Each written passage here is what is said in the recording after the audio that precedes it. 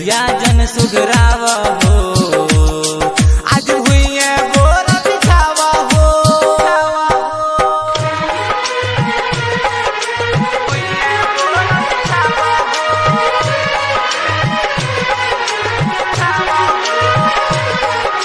DJ Manish Raxaul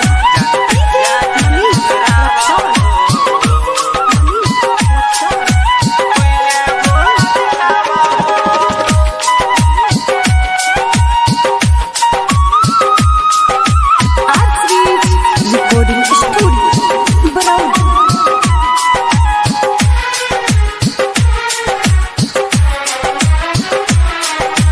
नीचे सूतन कोरी तोरन कहिया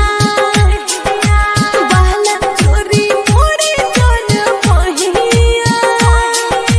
बुझ रानी हाल तू दिलवा के हमा छुए ददिया जान बुता के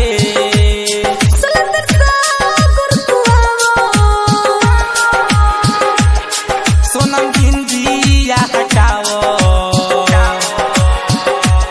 सलंदर सागर तू आवो सोनम बिंदिया हटाओ माचा सरफराज उठाओ ना जन दहिया जन सुगराव हो आज हुई बोरा बिछाव हो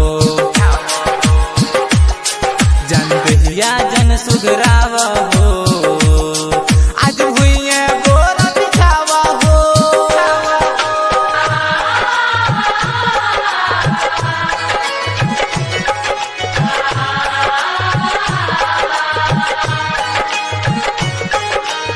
प्रेजेंट बाय KGN म्यूजिक।